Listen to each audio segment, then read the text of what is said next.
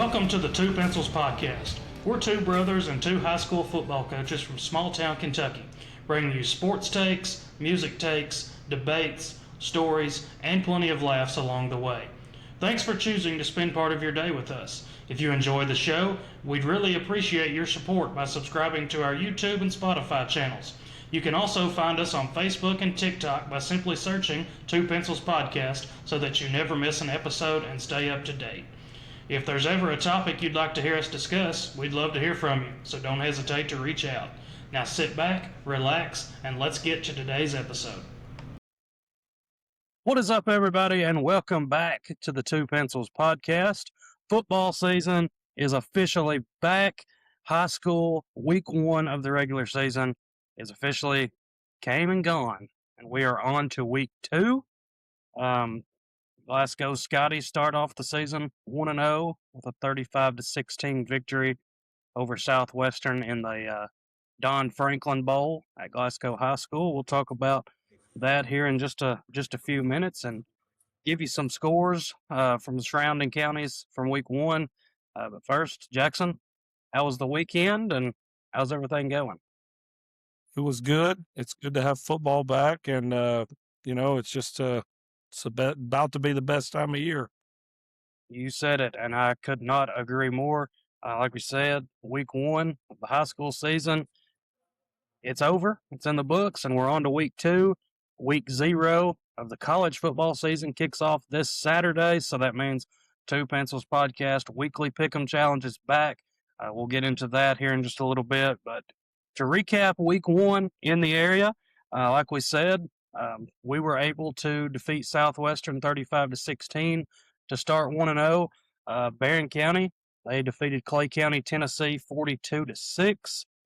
South Warren 32, Bryan Station 9. Warren East pitched a shutout. Shout out to Coach Parmley, 35-0 over Ohio County. Monroe County also pitched a shutout as they defeated Warren Central 21-0. Adair County, and what some people would consider a bit of a shocker, they beat Russell County 37-13.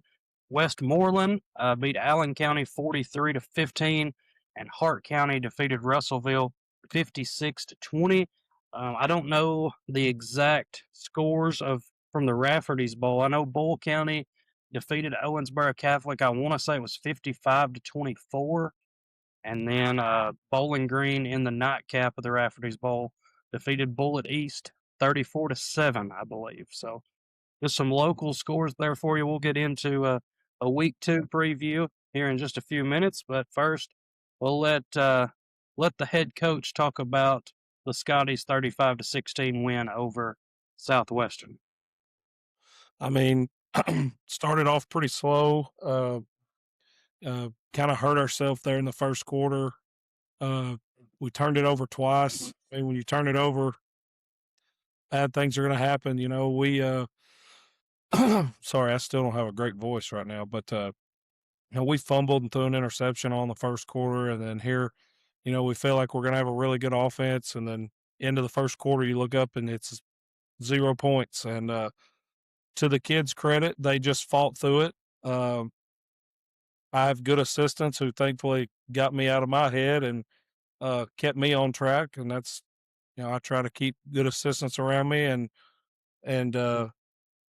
we ended up scoring 35 points in 3 quarters against a really good team. Southwestern is going to be okay. I know those guys, they do a really good job. Their defensive coordinator, Tate Morris, he's an avid listener of the show, and they're going to be okay. But we scored 35 points in 3 quarters without our starting F. We're missing one of our starting linemen, and one of our best players got hurt early in the game and didn't play the rest of the game. So we had some guys step up. Cabron Jones had barely played F and came in and had 17 carries for 101 yards. Offensive line did a good job. We had guys making plays. Quarterback played well. Can't name all the skill guys played pretty well. So we got some stuff to work on defense, but those guys bowed their neck when it mattered. Had a young freshman, Jaden Estes, step up and have 2 interceptions and key moments. So So it was good, but we gotta limit turnovers. You can't turn the ball over like that, and if we do that, we should be okay. And I'm with you. I want to give a shout out to Southwestern. They had a rough season last year. They were 1-10. And I'm pretty sure they first or 3 or 4 years in a row prior to last year, they played in the region championship every year. So they had a down year last year, but this year they're big, they're physical, and I'm with you. I think they're gonna be a good team this year, and they've improved a ton. And as coaches, that's all you can ask for is that your team's getting better, and they're doing that for sure. But another big one from that game is I'm sure most of you have already seen, but if you haven't, go over to our Two Pencils Podcast Facebook or TikTok page, or you can go to either of our personal Facebook pages, and you will see a video there of one of us. I won't tell you who, but one of us is lucky to have a fully healthy ACL currently. You know, I've had that video, and I'm pulling up on Facebook because I'm viral at this point. Like I would consider this viral. And Uh, again, listeners, if you watch this show, you know I'm pretty illiterate when it comes to technology. I have researched that there is a way for me to put it in to Riverside, and hopefully it's playing here in just a second when we put this episode out. I'm probably going to screw it up and it won't, but hopefully you all will be able to see that video of Jackson falling now. Um, but anyway, Jackson, tell us but what happened. well, on my Facebook there is 72.5 thousand views. It First off, didn't. is insane. 72.5 thousand views. That would fill up most SEC football stadiums of people that have seen my fall. But first off, an athlete is not someone who falls, but someone who can fall, not get hurt, and get up. And I did all those things. Uh, there's been hundreds of comments about how fast I looked. Thank you. Uh, You did. You did. but at the end of the day, the grass was a little wet, and I had on Jordans, and I was running that. We got hit late. We got hit out of bounds, about 5 yards out of bounds. Should have been a flag. They didn't throw it. So I was coming down the sideline to express my thoughts. And I guess when I tried to hit the brakes, I didn't brake, and I just kind of fell down and popped up and started arguing, and then kind of realized, I'm just gonna let this one go. Uh, on the headset, I did say, I was like, well, that was embarrassing. Uh, I was only able to catch the tail end of it, and I didn't realize how bad it really looked. But I'm telling you, dude, when I watched the video, I was just like, "Oh my god!" I mean, I would have torn my ACL if I'm falling like that. I I feel like don't, most I people would. don't normally do that, so I don't really know. Like, I'm not one, I don't think, to just fall, but I did. So I don't know really. I think I just tried to put my foot in the ground and slow down, and I didn't, and it kind of buckled under me. But I stretch every day, so maybe Oh, that's that's why I was saved. good. But again, I have no hopefully, soreness whatsoever. I woke up the next morning, I wasn't sore. Like, no, I felt completely normal, so it wasn't that big a deal. it, it was hysterical though. I mean, even in the heat of the moment, I'm pretty sure at that time it was like a one possession game where it may have been tied. Yeah. And I was still just like, "Oh my god!" I couldn't help but chuckle a little bit. Um, but yeah, hopefully that video played here on this episode. Uh, but if it didn't, I apologize. But you can see it on Two Pencils Podcast Facebook, our TikTok page, or either of our personal Facebook pages. And I highly recommend that if you haven't, you go check that out because it's some good entertainment, that's for sure. Even And the you said best fall down sometimes, they say. And you said it had you just that's on your personal. It has over 72,000. Yeah. Let me I mean, I check my Facebook obviously periodically throughout the day, and like literally this morning it was only at like 20,000, which That's is crazy. still a lot of views. That's crazy. I don't know, 72.6 thousand. Now I don't know if you can see that. Yeah, 72.6. Oh man. Well, let's move on and got some more games in the area for week 2. Um you got Hart County will be playing Trigg County. Logan County will be traveling up to McCracken County. You got Greenwood versus Warren East. Allen County travels to Monroe County. Who's Bull County got this week? Actually they're in our pick'em this week. I know who they got. It's in the Bull Rebel. County Wasn't sure if it's week 2. Bull County has Bryan Station, and then Glasgow versus Barron County at Barron County. Let you talk a little bit about that game if you'd like. This will be my first go around in the rivalry game, but what do you what do you have to say about the week 2 matchup with the Trojans? It's always a fun game. I mean, it's a big rivalry. Last year's game was packed out, and I'm sure this one will be the same. But that's what you play for. You play for these games like this, and they're really good. I mean, they're liable to get after us pretty good. I would say that we're the underdog in this matchup. If you're comparing scores to in scrimmages and stuff, I would say that they're favored, and that's all right. We're gonna just try to play as hard as we can and we're not going to worry about the opponent. We just try to worry about doing our job. We can't let the moment be too big and you know, hopefully just try to limit turnovers and force a few and give ourselves a chance in the fourth quarter and see what we can do.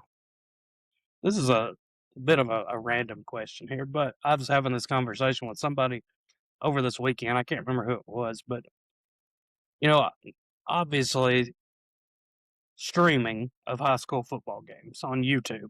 It's great.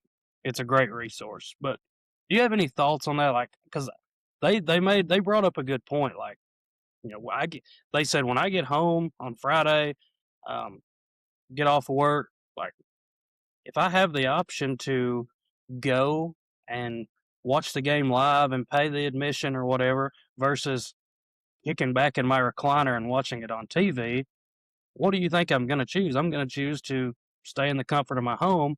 And he said, I know we were talking about atmospheres at high school games and how they've gotten worse everywhere. And then he thought it was because of games being streamed. Because now, like he said, you can kick back, sit in your recliner, and watch games. What's your thoughts on that? I know that's a random question, but I totally understand why people think that, but those streaming services are for people who can't come to the game, not people who choose not to. And if you're it's the same as buying local, shopping local. Everybody wants to shop local and help the local business out. It's the same thing. If you buy a ticket to a high school football game, you're helping the athletic department. You know, at Glasgow, our athletic department gets our gate. So you're helping the football team, the basketball team, the baseball team, the soccer teams, the softball, the bowl. You're helping our athletic department. So I'm not going to sit here and say like people are selfish for not. I totally understand, but the streaming services were made for people who want to see the game but live 2 hours away or live in another state or are too old and too, or sick and can't. That's what it's for, not for someone. There's nothing better than going to the game. I Uh, agree. Personally, I wish we would charge for hours, at least if, because at that point, you're going to get some more people to the games. And if you really want to watch it that bad, you'll pay for it or you'll wait till the game's over and watch it after the fact. But I would urge anybody who listens to this that supports Glasgow football, come to the game. We want great atmospheres. And, our atmospheres haven't been good lately because people, last year we won a lot of games via running clock and they would leave. And, our bowl game this Friday, a lot of people cleared out at halftime and it was late and I get it, but come support the team. Like come out and watch. Don't watch it on TV. Come out and watch. It's worth it to do. I'm with you. I just wanted to get your thoughts because that was just a random conversation me and one of my buddies was having, and 'cause I asked him, I was like, "You gonna come out to the game?" And he's like, "No, I'm gonna kick back in my recliner and watch it in the comfort of my home, eat a home cooked meal." And I was like, I get it, but come on out." Um, we did this last year as well. We're gonna start doing this every football season because we both played high school football. What would your advice be to high school football players, especially specifically the seniors, and not just your team, just football players in general? What advice would you have to those guys? Um, I think it would just be to like don't take it for granted. And I know that sounds cliche, but you only get 4 shots at high school football. Don't miss practice for something silly. You're only going to get 4 years at it, and you're only got so many practices left. If you're a state championship team, all 4 years, you get 60 high school football games, 15 a year. If you're not, you're only guaranteed 40 of them. So, it's like, everybody makes the playoffs now. So technically, you're only guaranteed 44 high school playoff games. Not everybody. We're in a 5-team district. Well, there you go. So, I mean, like, you don't get, it's not like baseball where you play 30 games or basketball where you play 30 games a year. Like, you don't get many shots at being a high school football player. So, go and do it. Enjoy it. It's going to suck. It's going to be hard. It's going to be hot. It's going to be things you have to sacrifice. For example, we practice on Sundays, and we practice during our fall break week or bye week. Like, you can sacrifice 4 bye week year. You can sacrifice 4 years of not going on a vacation if you want to play high school football at a high level. Now, not everybody does that, and that's fine. I'm not knocking coaches who don't do anything during the bye week. I'm not like, there's been a lot of great coaches who've won a whole lot more games than I have that never do anything on the bye week, and it works for them. But like, whatever your coach is asking you to do it. You don't have much time left. When you're my age, you would literally, I'd cut this pinky off right here to play again. So, uh, just enjoy it and do it. Yeah, I mean, I'm kind of right there in the same boat. Just my advice would be just soak it all in, enjoy every moment because when you're our age, we're 29 and 34. You're going to be sitting around a fire with your buddies. That's what you're going to be talking about. Like, hey, you remember this game or you remember that game, and like you said, it's going to suck at times and it's going to be tough, but it truly is the best days of your life. Um, and I'm like you, I'd give anything to be able to go back and play one more game, but coaching is as close as we can get. And then one final thing before we move on, what would be as when you were playing? What would be your best high school football memory? Hmm, the best one. I would say winning region my junior year, probably, or my senior year. Um, or my senior year, we were underdog in the first round of the playoffs. We went on the road to Washington County, and we blocked a field goal with like, I don't know, a minute left to win the game. Uh, that was awesome. Uh, we were geared up to play Glasgow the next week, but they had gotten upset, so we ended up getting to play another home game. Like, we kind of thought our home games were over, and then Glasgow got upset, so we randomly got another home game, which was cool. The last one, I guess that was my last home game, was against Yeah, Fort Knox. So it was I'd say one of those two. That junior year team was pretty dang good. Uh, but shout out to Stephon Bell. He blocked that. He blocked Stefan that Bell, field he goal sure did. He he against he Washington County. I remember that game. I was a sixth or seventh grader, and it was awesome. It I was. want to say he came through. Somebody didn't step down on a field goal team, and he busted right through. It was And I awesome. mean, And, just and squared it up. I mean, he came through dang near untouched. and Washington County, if I remember correctly, it was about a 35-yard field goal, and they had like a D1 kicker. Like he was gonna make it. They were really good that year. I think Mark Perry, who's actually a coach at University of Kentucky now, was their head coach. I've gotten to know him through our clinic really well. He's like the high school player relations guy for UK, and he was their head coach. And Craig Yeast, who was a great player, he was the head coach at Mercer County before Burns got there. He was like their offensive coordinator or something. They were pretty good. For me, it would have been my sophomore year. We started like 7 or 8 sophomores, and nobody really gave us a chance to be any good all year. We went 7-3, and then in the first round we played a senior loaded Trigg County team at home, and they jumped up on us like 14 or 21 to nothing, and then we ended up coming back.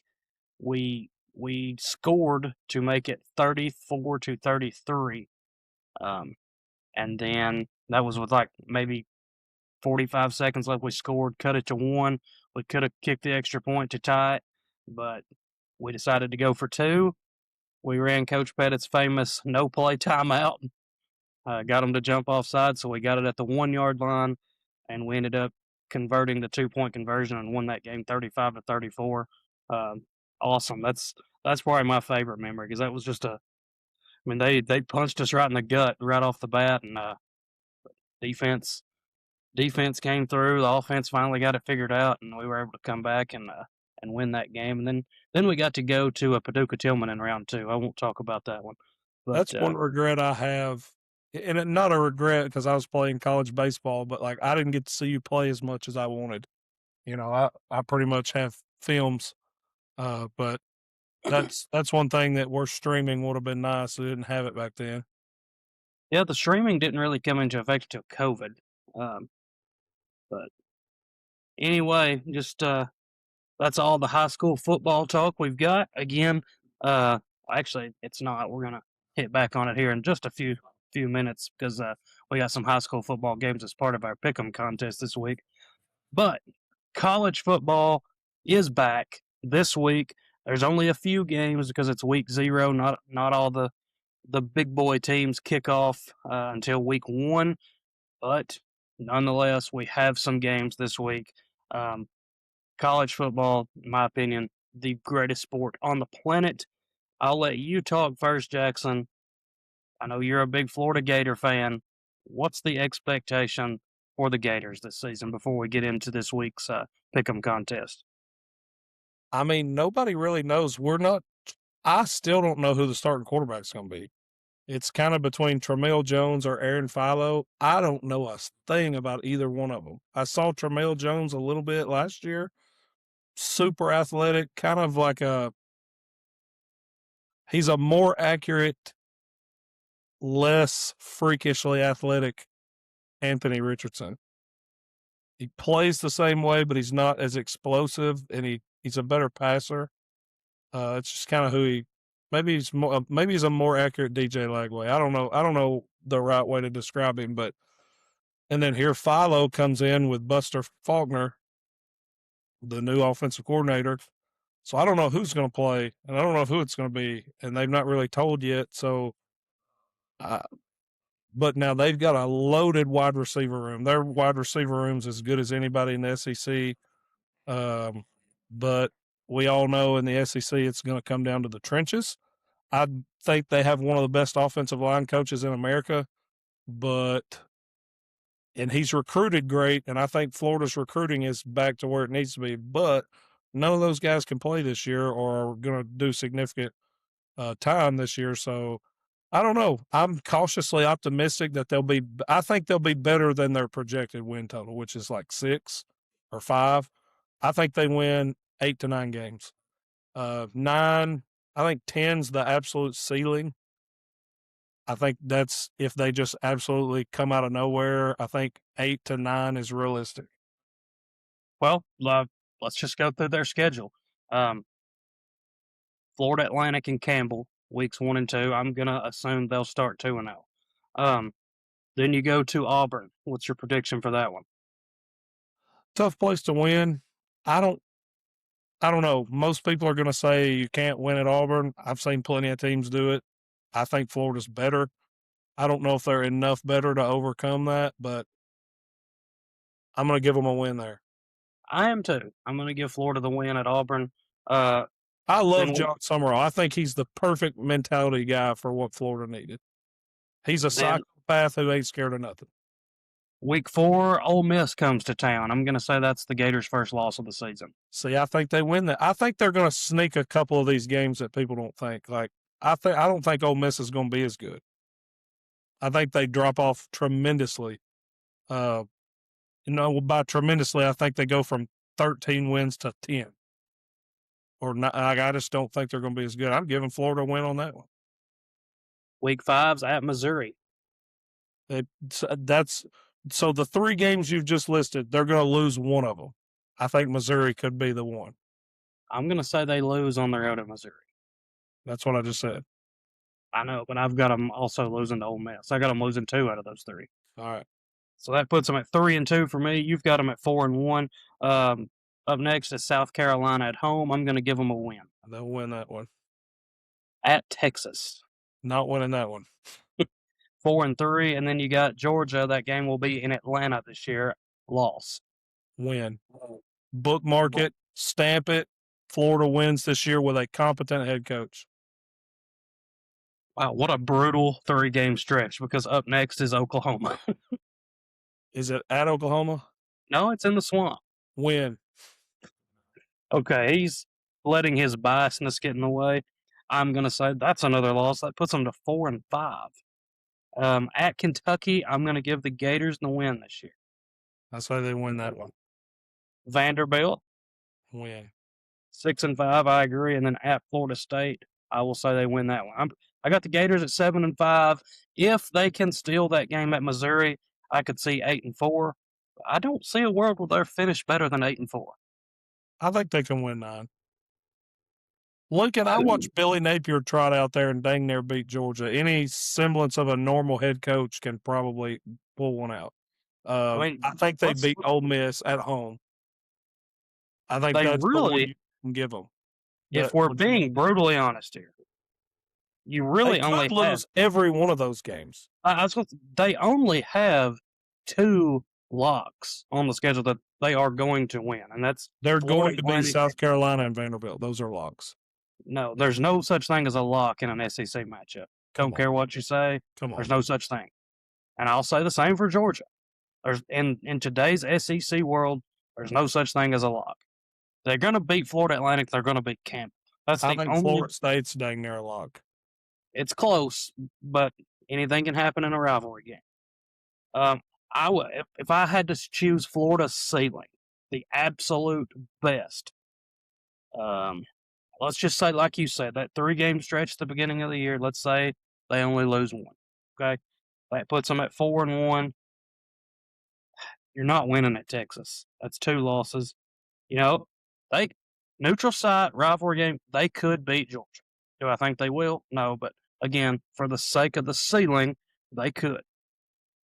Oklahoma's at home, so I guess. They always steal one at home. If they've already stolen one from Ole Miss, then they probably drop that one. But if Florida comes into that game at 6-2, 7-1, like you're saying, or what is it, 5-2 or 6-1 at that point? That place is a madhouse, and they probably can pull it off. And the game against Georgia is going to be an away game. I mean, that's in Atlanta.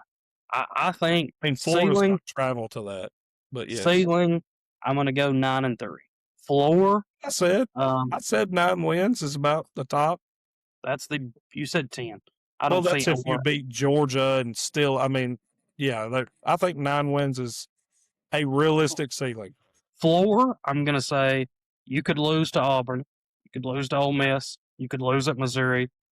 I don't think you're losing at South Carolina. You could lose at Texas. You could lose to Georgia. You could lose to Oklahoma.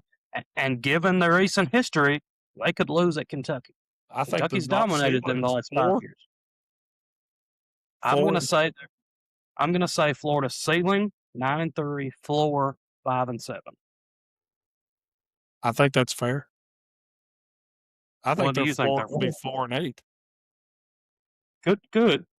You could beat the 2 teams at the beginning of the year, Florida State, and then South Carolina, Vandy, or Kentucky, steal one of those games and not win any of the other ones. Realistically, that could happen. Dude, that 3-game stretch. It's a tough schedule. Georgia, or at Texas, Georgia neutral site, and then Oklahoma at home. That's brutal. The thing is, though, every team in the SEC has that at some point. That's true. I mean, Georgia's got the same thing. They're going to have a 3-game stretch where it's like, goodness, just banger after banger after banger. Like that's the team we're going to talk about next. We're going to talk about Georgia, and then just because most of our listeners are Kentucky fans, we'll talk about them. But for Georgia, I think they're going to struggle some offensively, but I do think that they're not going to be as good on this side of the ball as they was in 2021 and 22. But I do think their defense is going to be nasty again. I worry about the wide receiver room. Drop a lot of balls. But looking at the schedule, I mean, you're going to beat Tennessee State week 1, and sorry to my alma mater, you're going to beat Western week 2. Then you go, I mean, you're going to go at Arkansas. That place is going to be rocking, but Georgia's not losing that game. 3-0. Oklahoma at home. I'm going to say we win that game just because it's at home. Then you got Vandy at home, and that should be another win. That should be 5-0. At Alabama, I mean, Alabama kind of owns Georgia. Georgia got them one time in the national championship in 21, but outside of that, Alabama's owned us. So I'm going to say we drop that one and we're 5-1. We got Auburn at home. I'm going to say it's 6-1. Florida's a neutral site. I'm going to say we'll win that one. At Ole Miss, I don't know. That's the one that I'm torn on. Let's just say we drop that game. Missouri at home, going to win that one. At South Carolina will be tough, but I think we win that one. And then Georgia Tech at home. I think Georgia's ceiling, I've got them going 10-2. I think the ceiling, obviously, I think the ceiling's 12-0 because I think Alabama's not going to be as good this year. I know I said this last year, but I do think this will be Kalen DeBoer's final season in Alabama. Here's what you got to remember about Georgia. They have the referees on their side, and they aren't going to let them lose. You're just going to have to beat Georgia, which is hard enough. That's absolutely insane because you firmly believe that. I'm not wrong. Everyone knows.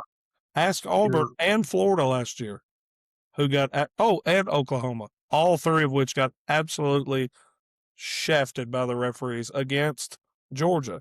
What happened to Georgia when they go to a neutral site matchup, not SEC officials? Can I ask you? What happened? They got beat. They took a big fat L. What happened the year before when they played a neutral site game with non-SEC officials? Notre Dame absolutely smacked their butts.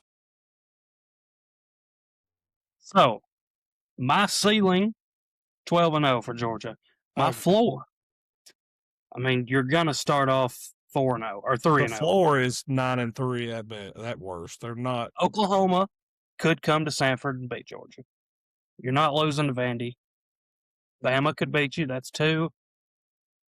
We got Auburn at home, so I'm going to say we can't lose that one. Florida could. I don't foresee it, but they could. At Ole Miss, good.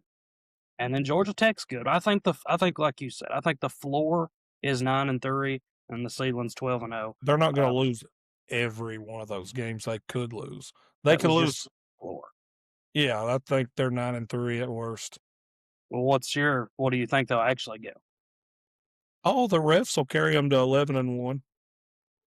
Who beats them? Should be 9-3, but they'll probably go 11-1, 12-0. Who beats them? They'll lose in the SEC championship game. You said 11-1. Who beats them? 12-1. Sorry, they lose in that. They go undefeated and get beat. Does neither of our teams play LSU or Tennessee this year? Did I hear that right? That sucks. I hate this new schedule. I'm with you. I was sitting here thinking, like, man, don't play, like Missouri, South Carolina, Vanderbilt, great, whatever. I don't care. Adding Tennessee and LSU makes Florida's schedule 10 times harder. Give me that all day. There's Those nothing better games than beating just Tennessee. those games make college football. I agree. I'm with you. But let's move on. And just for the sake of our listeners, what do you think about, or how do you think Kentucky's going to be this year? I think that they have potential to be dang good. Um, but their schedule's so hard, they also have the potential to be 4-8. I mean, it is Um, what it is. Like I they've think got some pieces though. I watched them in spring ball. It's a totally different atmosphere in the building. It's really hard to say because I mean, Will Stein is a totally different animal. Here's what Kentucky fans are going to have to realize. Mark Stoops, say what you want about him. Mark Stoops kept you in some games that you had no business being in just because of the style they play. because of the style. Will Stein's style is you're going to beat someone you have no business beating.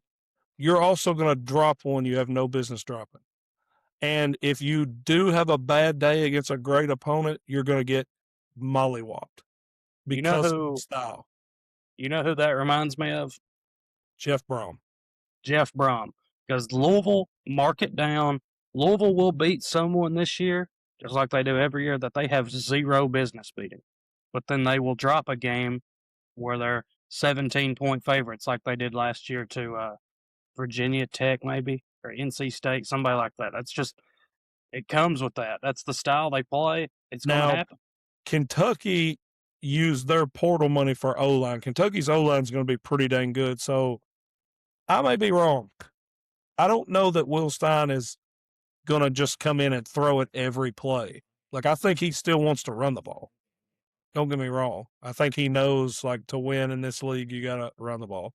But I think I read somewhere that they have like a top 5 offensive line in the country. it's good. They're freaking huge. I saw them in person. Doesn't look. Well, I'll tell you this: when I went and watched Kentucky play Tennessee last year, Tennessee's they were down in our end zone. We sat in the end zone there, and Tennessee was about to score like right in front of us. And I just remember seeing Tennessee's offensive line just lined up in front of Kentucky's, and it was just like those dudes are gargantuan. That's what this offensive line they're big dudes. Well, let's go through their schedule real quick and see what we think about Kentucky. They open up with Youngstown State. Gonna say they win that one. Then Alabama comes to town week 2. I mean, You gotta say loss. I not mean, a loss. um, Kentucky's schedule is tough. oh, it's brutal. Then you go to Texas A&M, Not winning there. 1-2. I agree. Then you come back home and they got South Alabama, That's a win. 2-2. Then this is probably the most pivotal game on the schedule for Kentucky because it's a hurdle that poor Mark Stoops just could never get over, it seemed like. And that is South Carolina, but it's on the road at South Carolina. I think they can win that. I think they can, and I think South Carolina is going to be overrated this year. I think Kentucky wins that game. Okay, I'll ride with you. I'm gonna say they win. Everybody hypes up Lenora Sellers. I ain't buying it. He'll win the Heisman now that I said that, but I'll ride with you. I'll say 3-2. Then LSU in Lexington. Lane Kiffin has struggled in Lexington though. I mean, They're not you got to winning. go with LSU. I think it'll be a great game. I think LSU's your dark horse to win the SEC. That's actually the game we'll be in Lexington for our llama trip. So would you say they lose that one as well? Mm-hmm. So now you're 3-3, and you get to go on the road to face the Sooners of Oklahoma. Not winning that one. But you might, though. That's what I'm trying to say. Like, I could totally see a Will Stein team marching in there, scoring 35, 40 points randomly, and then winning the game. But not against Brent Venables' defense. They lose. I agree. 3-4. Then you got Vandy at home. You should win that one. Going to beat them to death. 4-4. Vandy takes a major step back this year. No. Vandy's got their quarterback now, right? The kid was supposed to go to Georgia. Won't he be the starter? Yeah. Won't he Yeah, be the I starter? think. I would assume. He's dang good. So 4-4. Now you get to go on the road to Neyland Stadium and face the Vols. I don't know what Tennessee's going to have. Like, who is their quarterback? No idea. I don't follow I think they win Tennessee. that game. And Stein's cocky enough to go in. He ain't going to be scared of it. He's I think coached they in the could still win at home against somebody. Like, I could see them beating Alabama or LSU. I really could. I don't have enough confidence to pick that upset, but I could see them beating Alabama or LSU before going on the road and beating Tennessee. okay. But I'm going to say they lose all three, and they're 4-5. Then you get Florida coming home to Lexington. They could easily win that game. I'm going to go with Florida and say That's the game where they get all their wrinkles ironed out. They've figured out what the problems are. Because if you lose that one, you ain't going bowling, probably. and then. So I've got them 4-6. Then you go on the road to Missouri. I'm going to say Kentucky wins that game. 5-6. And then the big one is the regular season finale at home against Louisville. I'm going Louisville. It's at Louisville. No, it's at Kentucky. I don't know. That's going to be a good one this year, though. It will be. Finally, big dynamic offenses. Yeah, that game's liable to be 77-70. That'll be a good one. I've got Kentucky finishing year one of the Will Stein era at 5-7, and with that schedule, that's not terrible. Like, that's obviously you want to go to a bowl game, but I mean that schedule's tough. The ceiling is 7-5. Sealand, I mean, you got Youngstown State and South Alabama, 2 wins.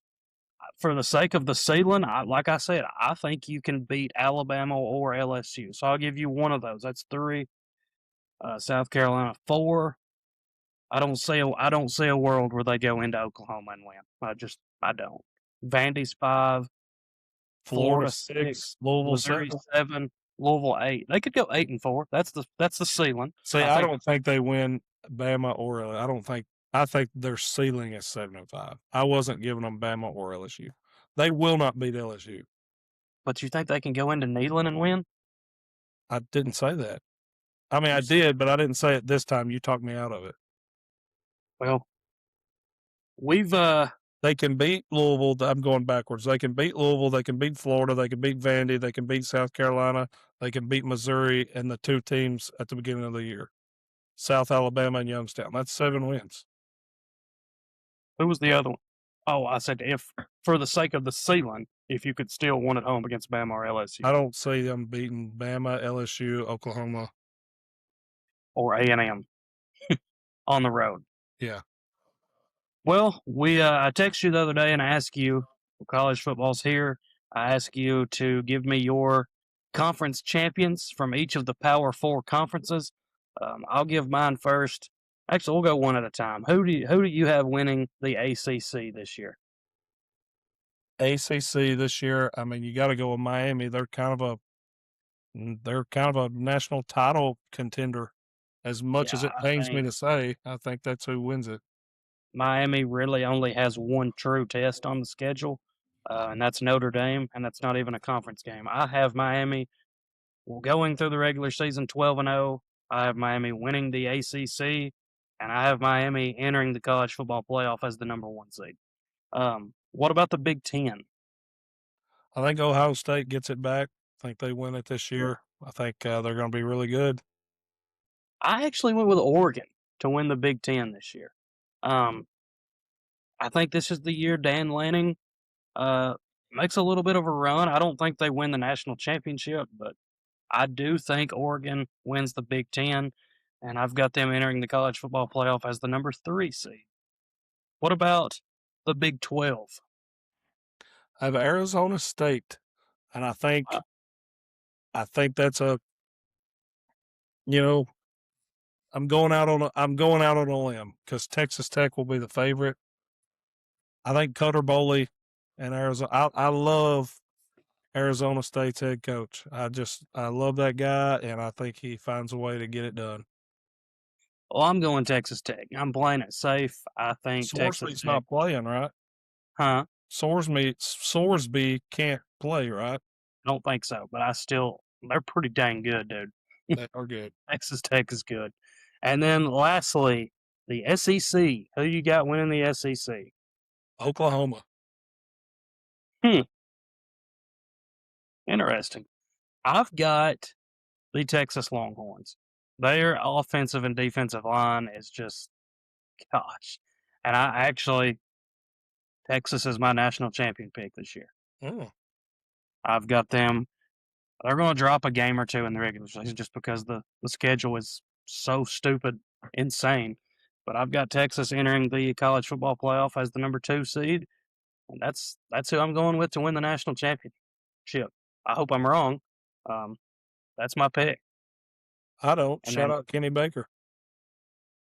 well, we don't, them and Georgia don't play this year, so I mean, obviously I want Georgia to win it all. But if they can't, then I guess I'll root for Texas. Um, who's your uh, Who's your 12-team playoff? Who's your I 12 had teams that get it? I had Ohio State, Oklahoma, Miami, Arizona State, obviously, Georgia, Notre Dame, Oregon, Indiana, Texas. LSU gets in, USC gets in, and Boise State. Yeah, because there's one G5 team that's got to make it. Mine is Miami, Texas, Oregon, and Texas Tech. Those are my top 4 seeds. Those are my conference championship winners that I just went over. I think those are the 4 teams that earn a first round bye. The number 5 seed, I've got Notre Dame. 6, I've got Ohio State. 7, Georgia. 8, freaking Indiana. 9, I've got Oklahoma. 10, BYU. 11, I think LSU sneaks in, and then my G5 team is Liberty. The Liberty Flames, baby. Shout out Liberty. So let us know in the comments. Let us know who you think will win all the Power 4 conferences. Let us know your prediction for the 12-team college football playoff. And heck, let us know who you think wins the national championship. I'm going Texas. Jackson, who's your national championship pick? I'm gonna say, uh, Oklahoma. Ben Really? Arbuckle gets it done By running. He's going to run a 2-point conversion play called Glasgow to win the to win game, win the the national championship. championship. Well, the time of the year has finally come for us to begin our weekly pick'em challenges. This week we have 5 college football games and 5 high school football games. So let's get right into it, Jackson. We'll start with the 5 college games. Up first is a neutral site game between the North Carolina Tar Heels and the TCU Horned Frogs. TCU is a 7.5-point favorite. Give me the Frogs. Or what is it they do? The Like Horned this? Frogs? I have no idea. Yeah. Give me the Horned Frogs. I'm with you. I'm going TCU. Game number 2, North Carolina State at Virginia, a conference game in week 0. What's your thoughts on Crazy. a conference game? Stupid. Why? That is crazy. Absolutely. Virginia, Give me Virginia. Virginia is a 5.5-point favorite, but I'm with you. I'm going to go Virginia.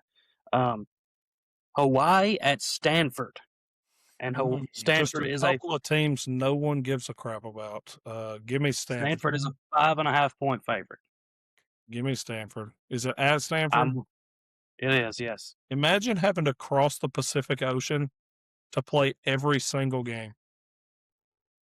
Crazy. That isn't home. Up next is Memphis at UNLV. UNLV is a 5.5-point favorite. Dan Mullen gets it done. I'm going to go Memphis. Okay. I like Memphis. I don't know why, but their I don't offense is either. fun to watch. Their offense is cool. And in the last college football game of the week, we have Jacksonville State at North Dakota State. North Dakota State is a 7-point favorite. Give me the Bison. Yeah, I'm with you. I'm going to take the Bison as well. Moving on to our 5 high school football games, we have Bryan Station at Boyle County in the Rebel Bowl. Got to go with the Rebs. Bryan Station did not look good, I don't think, in their first game. I think they got beat pretty good, but I'm pretty sure they played. They got beat 32-9 to South Warren. Yeah, I mean, South Warren. What a brutal first 2 weeks. You go South Warren, the 6A runner up, and then Boyle County. My They gosh. ain't ducking Uh, nobody. gosh. But yeah, I'm never picking against Boyle County. I'll take the Rebels. Um, where'd the games go? Oh, up next is Allen County at Monroe County.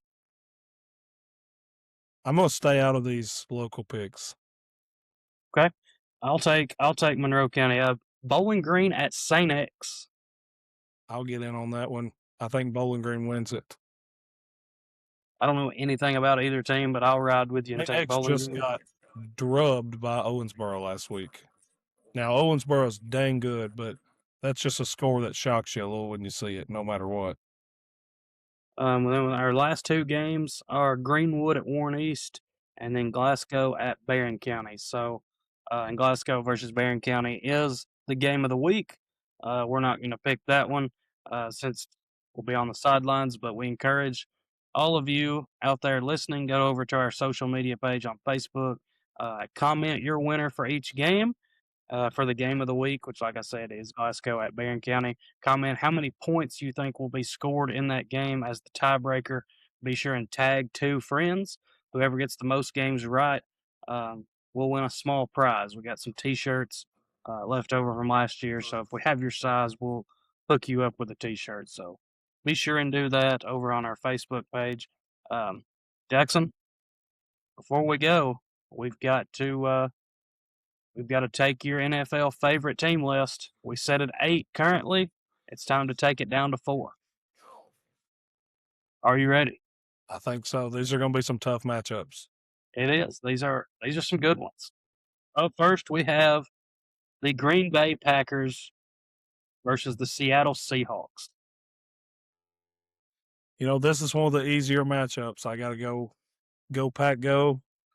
I like the Seahawks. I will always have a soft spot in my heart for them because of their amazing uniforms and stadium. But I got to go with the Packers. Okay. So the defending, well, I guess the reigning Super Bowl, I guess reigning and defending is the same thing. The Super Bowl champs are out, is what I'm trying to say. Correct. Up next, we have a Super Bowl matchup from just a few short years ago. I think it was around 2020, somewhere in there, and that is the San Francisco 49ers and the Kansas City Chiefs. Oh. Oh. Man.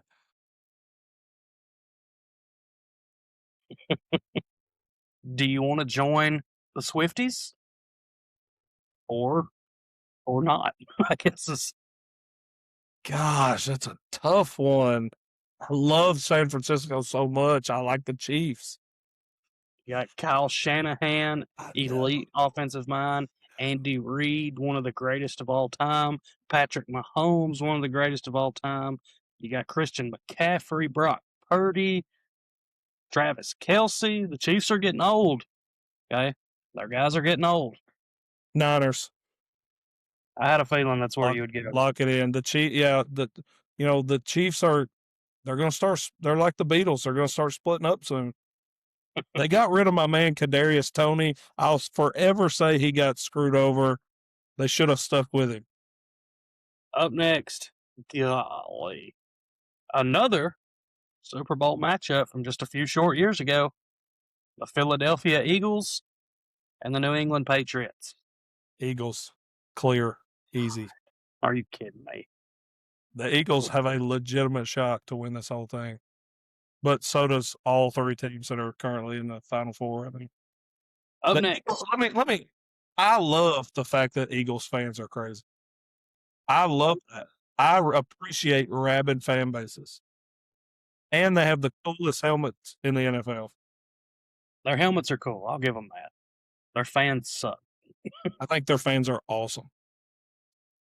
The last matchup, a weird matchup, a matchup that you hardly ever see played. The Buffalo Bills versus the Atlanta Falcons. Man, I just don't think I can pick against Josh Allen. I got to go with the Buffalo Bills. I'll always root for the Falcons though, for your sake. So our final four. Stick with them. Our final four is set of Jackson's favorite NFL team bracket. Matchup on the left side of the bracket will be the Green Bay Packers versus the San Francisco 49ers. Ooh. And then on the right side, the Philadelphia Eagles versus the Buffalo Bills. That's a good final four, honestly. Yeah. I don't know how I'm going to pick. I genuinely can't in my head think of like one team that I like the most out of those four.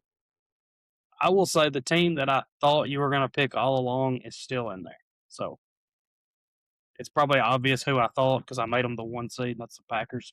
But I would be okay with you being a fan of any of these four except the Eagles. Like, I will genuinely be pissed if you pick the Eagles. Just because, like, even you, like, aggravates you about being dumb. You're not that dumb and obnoxious. Like, Eagle fans are the worst. Shout out Tyler Etheridge. Jordan Phillips, he's an Eagle fan. Now he's one of the sane ones. Jordan's cool. He's not one of those that will Guess who else used to be an Eagles fan? enlighten me. Taylor Swift. She's from Philly. Yeah. She's Anyway. now. Yeah. Comment, let us know how you think Jackson's going to pick. Next week, we'll go through all three matchups. It'll be Packers versus 49ers and Eagles versus Bills. I'm genuinely curious to see which way you go because the NFL season is it's here. About 3 weeks, 3 or 4 weeks away. Are you needing to go? I had one more segment, but I just realized that we've been on for 58 minutes. You need to go? No. Okay. Well, then we'll do this then. I created this, and it's we're doing prime versus prime. And you're not going to know the players. I've got 2 players. I'm going to give you, I picked a window of their career that I would consider their prime, and I want to know which player you would take. And I'm not going to reveal the names until after. I'm going to let you first off try to guess who they are. Get my whiteboard out. Are you ready? I am ready. Okay. Player A. Prime. I'm not going to give you the years because that might give it away. Player A. 5 straight Pro Bowls. 2 NFL MVPs. 3 first-team All-Pros. Won a Super Bowl. How many? 3 first-team All-Pros. Won Super Bowl. 1 Super Bowl MVP. Threw 150-plus touchdowns. Led his team to double-digit wins every season. And had a 49 touchdown season that set the NFL record at the time. And this player's prime was 5 years. That's what I went with. Say that one more time. This prime, that all those accolades that I just mentioned. What's the very last thing you said? He had a 49 touchdown passing season that at the time was the NFL record. I think I know who that is. And again, all that was done in 5 years. So they could have won another Super Bowl? Hmm? Could they have won another Super Bowl in their career? Yes, but we're just focusing on that window. I would like to know how many Super Bowls they won, but we're just doing primes, though.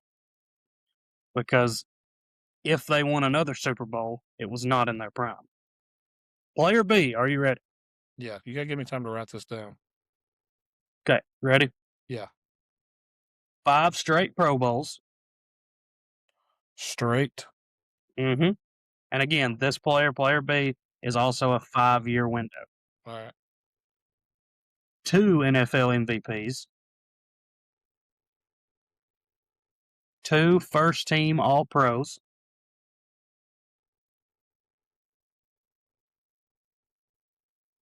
This player won 2 Super Bowls and 2 Super Bowl MVPs. Mm. He threw for more than 23,000 yards. He threw 190 plus touchdowns.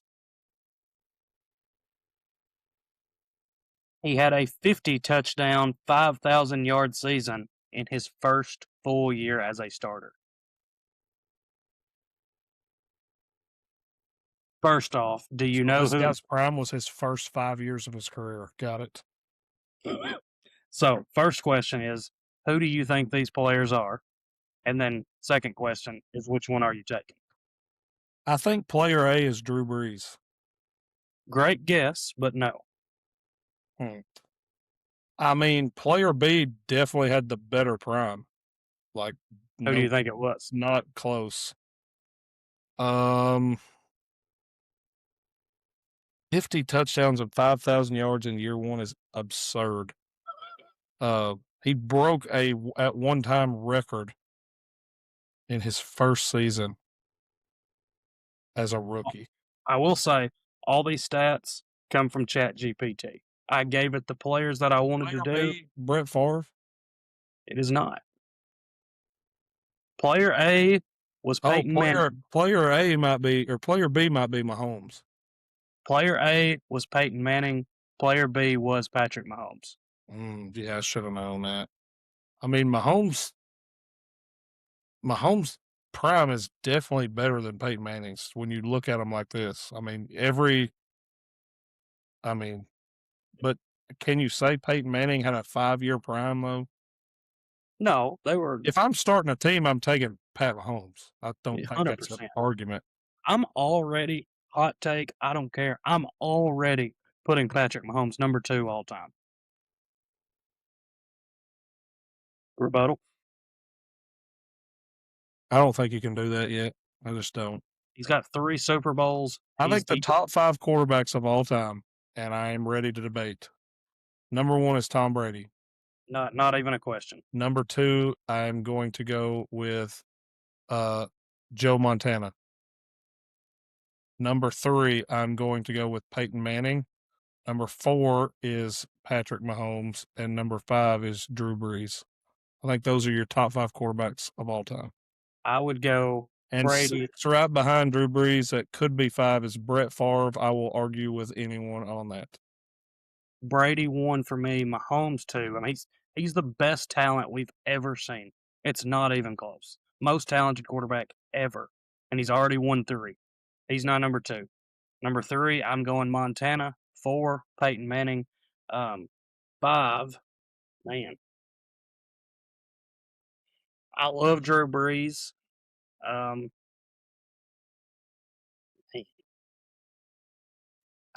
I've got a bit of a hot take. I might put Aaron Rodgers at 5. I'm not going to argue that. Just based off pure talent, I think he's number 2, right behind Mahomes. And then I would have Rodgers and Brees at 5 and 6, whatever order you want to put them in. All right, you ready to move on to our next players? Oh, we got more? Nice. Yeah, let's go. I did I like 5. this game. There's 5 of these. That's why I was asking if you had more time. Yeah. All right, player A. Again, 5-year span here. Is this a different sport? It is. All right. 3 MVP awards in 5 years. All right. A World Series champion. All right. 5 straight All-Star selections. All right. A 334 batting average. In those 5 years? I assume so. It may just be his best season, but the rest of these are for the 5 years, so I assume that one is too. All right. 206 home runs in 5 years. 608 RBIs. 930 hits, Dang. a 439 on base percentage. And during this 5-year stretch, Jackson, he never hit below 327. Good God. What about defense? Did not get any defensive stats. All right. I think I know Player who B, that is. player B, again, 5 years, 2 MVP awards. This one's going to give it away, so I'm not going to say it. I'll go back and say it at the end. Actually, no, I have to say it because it's the biggest accolade in sports. He won the Triple Crown. Okay. 4 straight All-Star selections. He missed it 1 year. 4 batting titles in that 5-year span. In back-to-back seasons, he hit 330 1 year and 348 the next. Back-to-back 44 home run seasons. And he followed his Triple Crown year. He followed that season by hitting 348 with 44 home runs and 137 runs batted in.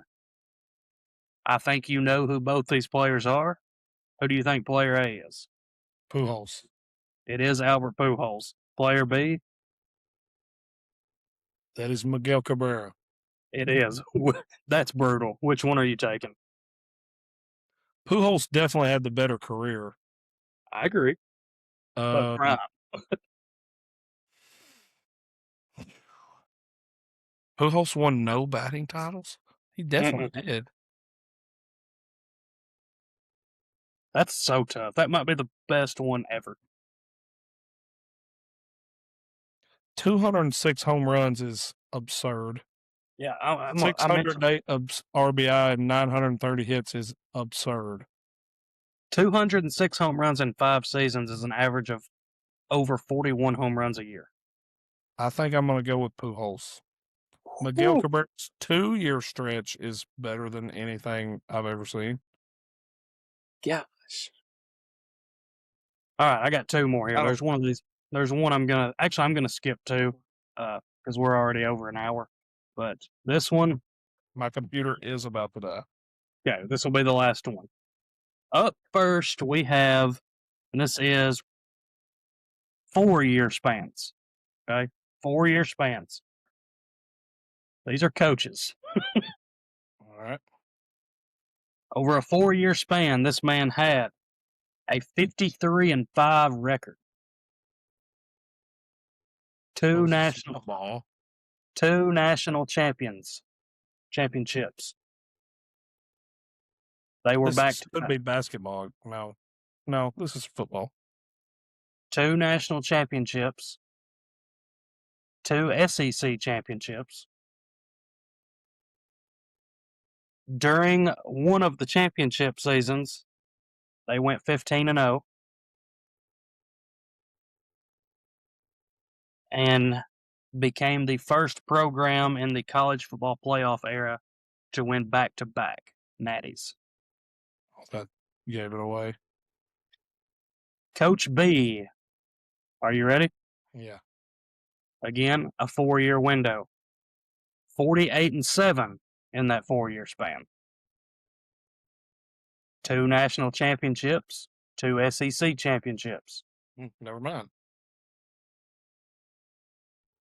2 13-1 seasons that both ended with championships. Coached a Heisman Trophy winning quarterback.